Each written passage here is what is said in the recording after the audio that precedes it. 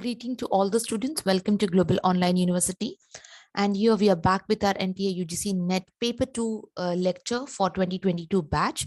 I'm Dr. Triptii, and here we are with our next unit for management, that is Unit 2. Now, Unit 2 consists of two subjects, that is one is organizational behavior, that is called as OB, and another is human resource management. So we are going to start with human resource management first, and once human resource management is completed, we will come to the next part, that is organizational behavior. So before we start an announcement, as you all are aware that we have any new student on a platform. So for them, the management batch under Global Online University for paper 2 has been started from 1st of Jan 2022. Now, what are the benefits of this batch which you are intended to join? We have 100 plus 100 plus video lectures, which will be for each and every unit, each and every subunit of that unit in detail, which will be completed. You'll be having Maha Marathon, which will be for each and every unit. Notes in the form of booklet will be available. For practice, you can solve previous year question papers. All the previous year question papers for 5 years will be taken as in practice. And once the syllabus is completed, you will be having a mock test, which will be again adding to more than 2,500 MCQs. The validity is for 1 year. Now the fees is 5,000 rupees, but here we have a benefit for you all, that in case if you're taking exclusively paper 2, you will be getting paper 1 free of cost. So now we have I mean to say, this benefit for only the students who are really intended to crack their, UGC net examination for paper 1 and paper 2. So here we are going to help you out with this, and this offer price will be, beneficial for you also in order to get the facility of both the papers. In case if you have any queries, anything, you can please talk to them you can please talk to the team with the help of the given WhatsApp number. So let's start the session for the day. So first of all, just here it is unit 2. I'll just make a correction over here. So this is syllabus for unit 2 now. So this unit 2 is consisting, as I said, it's consisting of two parts. The first part is OB and the second part is human resource management. So we will first wind up human resource management so that you will get time to read human resource management well, and then we'll start with OB. So now let's first understand the portion of human resource management as we are starting this particular unit from now. So human resource management, you have to understand the concept, the perspectives, the influences and recent trends. Then you will be having a topic of human resource planning, where you have to understand recruitment, selection, induction, that is orientation, training and development, and the components as job analysis, job evaluation and compensation management. These are the topics under human resource management which you have to understand very well. So let's start the session with human resource management. So first of all, what is HRM? So HRM is nothing but a study of activities regarding people. So HR, so that is human resource. So it is regarding the people who are working in an organization. So it's very, very important that employment is a major aspect in HRM. It is a managerial function that tries to match an organization needs to the skills and ability of its employees. So it is the skill set which is required to be, matched as per the employees in order to get or in order to achieve the organizational goal. So if you define human resource management, in sometimes you even get definitions. So you have to be a little bit careful when you're learning the definitions, at least understand them very well. So human resource management is a management function which is concerned with hiring, that is recruitment, motivating, that is giving a push factor in order to get the work done, maintaining the people. So now in maintaining, it's a huge concept where you have to, you have to motivate them, you have to pay them a good amount of compensation, fringe benefits, you have to ensure that, you are providing them the training, development, growth. So maintenance is a very huge concept. So if you want to retain your employees, you really have to, get into the best strategies in order to hold them back. It focuses on people of the organization. So human resource management is designing management systems to ensure that human talent is used effectively and efficiently to accomplish the organizational goals. So see, it's like we always say that human resource is a capital asset of an, it's an asset for an organization. So if you really want to, make best out of this asset of you, if you really want to get a best out of it, you have to ensure that you're doing best. So yes, you have to understand, you have to find out the talent, ability, potentiality, and ensure that you're making, as an organization, you're making use of it effectively and efficiently. So in that sense, let's understand quickly what is the nature of HRM. So when we say nature, in the form of features, characteristics. So yes, HRM is a management functions which helps to recruit, select, train, develop, and develop the employees. It is concerned with people dimensions. So that is, it is concerned with people. So let's see what are the core, constitutes of the core HRM. So like, for example, HRM involves application of management functions and principles. So here they are applied. It means the principles are applied in order to acquire, that is to hire the employees, to recruit the employees, to select the employees, to develop them in the form of training, to maintain them. We just now we did the meaning of maintaining very well, and provide them the remuneration in the organization. So yes, you have to do all those things in order to, keep your employees or retain your employees. Decision relating to employees must be integrated. So decision on different aspects of the employees must be consistent with human resource decisions. So yes, it is like, whatever happens in an organization, or whatever is intended to, to happen in an organization, should have a correlation between the goals and the efforts, human efforts. Then only the things can work out.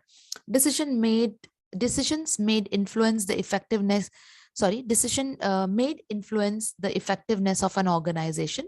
So the effectiveness of an organization will result into the better services in the form of high quality products which are supplied at, at a reasonable cost. So yes, the decisions related to human resource can definitely affect the organization very well. HRM functions are not only confined to business establishment, but they are also applicable to non-organizations such as health, such as healthcare, such as education, recreation, etc. So yes, so when we summarize the nature, it refers to the set of programs, to the set of functions and activities which are designed and carried out in order to maximize both employees as well as organizational effectiveness. So that's how it looks at. So the nature of HRM is, from R to R, that you can say that is from recruitment to retirement, but it has to look after all the things and ensure that, people are maintained and people are happily parted from the organization whenever they feel, either it after the service or maybe when they are in the service. Okay, now let's understand. So this will help you to put a question to yourself. So what exactly HRM does? So in order to understand that, we have included a concept of scope. So when we say scope, exactly what is the meaning of scope? So HRM can do what can exactly HRM do? What are the things which comes under the coverage of HRM? So this is the coverage. So HRM covers all these things. So like, let's understand one by one. So we know that HRM is helpful in selection and staffing, that is, recruitment, and to get a right person at a right place in a right manner, in a right form, to train them, to develop them, at the same time to develop the organization, assist the employees in any of the form the way they require it, to compensate and benefit them with the help of various compensation packages, to ensure that the union and labor relations are maintained, there is no conflict at all. Personal research and information system, that is human resource and human resource information system, wherein you have all the things in a very systematic manners, to get them in a best and less amount of time. human resource planning, where you have to ensure the estimate, how much amount of people are required, how many are in demand, how many are in supply, and at the end to design the job. So when we say designing the job, we are going to study this under job analysis. That is, what type of profile are you looking for, and what type of profile that is, what job speculations are you getting. So this we are going to learn in later of in the later part of HRM. Now, yes, so objectives of HRM. So before, see now, objectives of HRM, which are divided into four, that is societal objectives, organizational objective, functional objectives, and personal objectives. So let's understand them in detail. Like, what are the goals of HRM? So these are the ways the HRM, is divided into four-fold objectives. You can call it as the four-fold objectives. Now, these objectives, yes, this is to ensure that there is availability of competent and willing workforce in an organization. So let's understand how these objectives, function, what exactly they take into consideration. So if I say societal objectives, they are socially and ethically responsible for the needs and challenges of the society. They minimize the negative impact, you can say. When I say organizational objectives, so here HR is to assist the organization in order to achieve the goals effectively. When I say functional objectives, it is something which maintains the department contribution at a level which is appropriate to the organizational needs, you can say. And when we say personal objectives, it is something which is, to achieve the personal goals, if they are able to, maintain, retain, or motivate the employee. But still, in detail, let's understand it in detail also with the functions.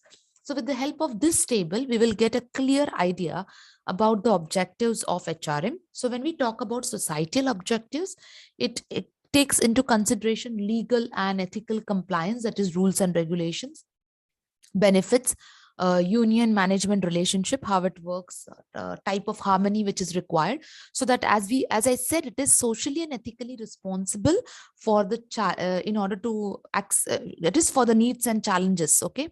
So yes, the reason is to to minimize the negative impact, which is very, very important. So this objectives is, this is how it supports the function.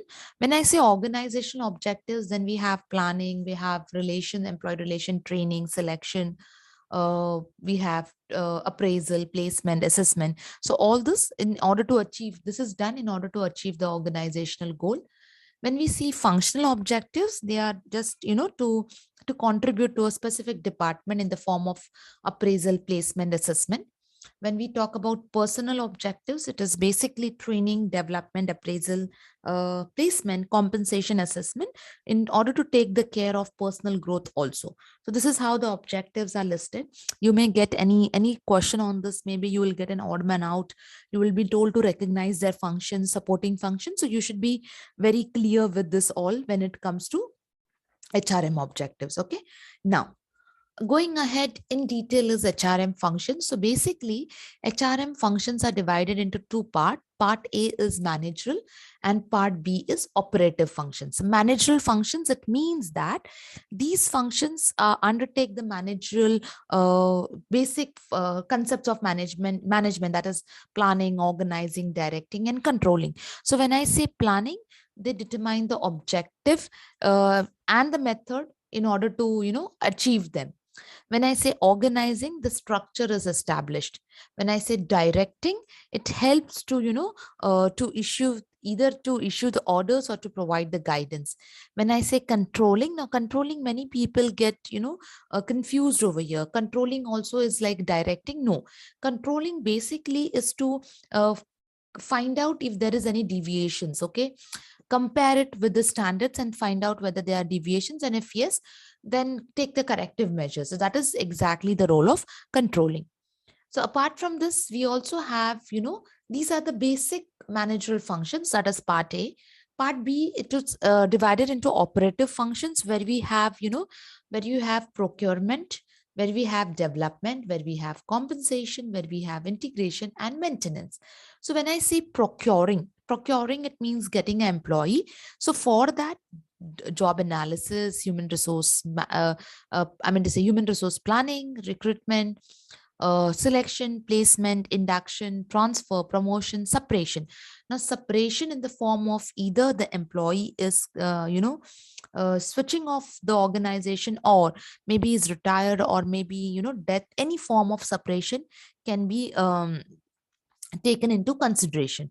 Okay, now all this comes under what? Procurement. In order to procure the employee, these all functions are required. So procurement, it means to get the human resource. Now, after getting the human resource, obviously you need to develop the human resource. So in order to develop, you have to check their performance, you have to train them, you have to, if possible, give them the development, go for a career planning and development. So this all functions will help to ensure that development is happening. Now, when I say compensation, so compensation, it means your employee is doing well. If his performance is really appreciable, and he is able to, he is able to play an important role in an organizational goal. So for that, you need to evaluate the job in order to see whether it is yes or no, whether you need to compensate him, or you need to give him, a feedback that he's not up to the mark. If it is positive, you can get into, I mean to say, wages and salaries can be, can be hiked, given a hike, bonus can be given, incentives can be given, payroll can be, can be restructured. So this is the way in which compensation is given. Now, integration. Now, what is the meaning of integration? Integration, it means that, you need to keep your employee together. You need to create a bond between them. You need to, you need to ensure that they are working as a team. So for that, what you need to do? You need to motivate them. You need to ensure that they are satisfied. The grievances, that is complaints, or if they're not satisfied, if they are dissatisfied with anything, dissatisfaction is heard, it's addressed very well. Collective bargaining, wherein you such few demands are raised, few demands are satisfied, I mean to say, taken into consideration, few demands are not. Conflict management, there is a conflict and you have to manage it. Participation of employees in the management, to give them the trust I mean to say, to give them confidence, trust, a feeling of, a part of a family. And discipline, yes, in all this, obviously no need to sacrifice the discipline. Now, maintenance. Now, maintenance, when we talk about, as I said, maintenance is basically, to take care of your employees. So that starts with health, it's safety, security, social security, welfare schemes, their records, their personal research, personal audit. So this is like, for example, when we talk about certain maintenance schemes in the form of provident fund, pension, you can say, insurance, you can say, this all comes under maintenance. Providing health provisions, safety provisions, under law, you have studied it, Factories Act 1948, that how these provisions, are made mandatory, so that the employees get a complete, care, protection towards his health, safety and security. So these are in detail, we have, we need to know about the functions. Now, the next topic of the trends, you can say, or you can say the influences in the form of 10C model of HRM. That is, this particular model of HRM is brought by Alan Price. Okay, he has brought up this model of HRM in his book titled as HRM Business Context in 1997, which was. So this you need to just keep in mind. It can be, a part of the concept. Okay, so yes, these are the 10 C's of HRM, human resource management. So let's see what are these 10 C's. It starts with comprehensiveness, credibility, communication, cost effectiveness, creativity, coherence, completeness, control, change, commitment. So now let's see one point. How does it, what does exactly this principle means? So you can call them as 10 C's, you can call them as 10 C model, or the principles of HRM by Alan Price. Okay, so let's start with the first one, comprehensiveness. So starting from, hiring and recruitment, comprehensive, up to separation. So comprehensive means inclusive of everything. So R to R, recruitment to retirement, like that. Okay, or recruitment to retirement or to resignation. It depends upon how the person is getting separated. When I talk about creditability, it is about building the trust, okay, within the employees. So trust, you can say, between the higher level, lower level, and the top level. So that is with reflects to what? With reflects to creditability. That is trust factor. Then we talk about cost effectiveness. So okay, let us go in order. So let's take a point of communication. So it talks about, openness and free from all the barriers. That's how the communication should be. When we talk about cost effectiveness, it talks about the reward and promotion that must be completely fair. It should not be biased. Then when we talk about creativity, that is unique strategies to be brought up in an organization, HR strategies, I mean. Now, coherence is nothing but the activities and initiativeness which has a meaning, which are completely, which has a understanding or a complete meaning. Competence, it means nothing but the organizational objectives, or you can say that individual competencies, skills, abilities, you can say. Control, that is in the form of performance inconsistent with objectives. So you have to have a control that the performance of the employees are in with respect to, with respect to the objectives. Then we talk about change. It is a dynamic nature, continuous improvement and development. So change is related to development and improvement. And commitment, it's something which helps the employee, or it ensures that the employee should be motivated in order to achieve the objectives. That's how it works. Okay. So now, yes. Now, again, when we talk about the trends, we have a hard and soft version of HRM. So let's understand what is this hard and soft version of HRM. So when we talk about hard and soft version of HRM, let's check the characteristics and let's go by point by point. So basically, soft HRM, you can say soft HRM is a modern, a modern technique, okay, a modern approach, you can say. When we say hard HRM, it's something that is called as a traditional HRM. It is something which is known as, traditional. It is traditional form or traditional approach. Okay. So now let's see how these approaches are there with help of characteristics. So employee attitude is, in the modern HRM, it's people oriented and it is considered as the biggest asset. Whereas hard HRM, it was, a task oriented, more of work oriented, job oriented. Employee was supposed to do their job as directed. Then recruitment, it was under modern HRM, it was based on attitude, potential, and integration along with the team. Whereas in hard HRM, it is based on the ability to do the job or to be trained. An ideal supervisor is the one who's the people manager who works with team. Whereas under hard HRM, it is a task manager who delegates, or delegation oriented. So objective or a flow, that is cascading team members to understand the bigger picture. So it was, importance was given to understand the whole, okay, rather than in hard HRM, it was, just to be what to be done. So if you're seeing in under hard HRM, under traditional approach, everything was related to this, to the tasks, to the job, nothing more than that or nothing great than that. When we talk about work design, it is something which goes with continuous improvement and redesigning, restructuring. And hard HRM, as I said, it is in the done in the way it has to be done. Work culture, workplace culture, so it is shared culture or smart work. Whereas here it is hierarchy is maintained, which was very common in traditional HRM, and high pressure and work hard. Career progression, employees can plan their career growth and has, as platform for advancement. Whereas in hard HRM, monotonous job or lack of career planning. Systems and tools under soft HRM, which was effective and smart. Whereas under hard, it was manual and it lacked focus. Okay. So yes, we can see very clearly this distinguishes, giving us a very clear understanding that hard HRM is something which had a traditional things, okay, traditional way. Soft HRM, something which has, the modern way of looking at the HRM. So yes, so today in this session, we have completed so subtopic of HRM. Now, in the next session, we are going to talk about all the HRM models. So this will be the last subunit point, and then we will go with that human resource planning. So in detail, first in the next class, we are going to check about all the models of HRM.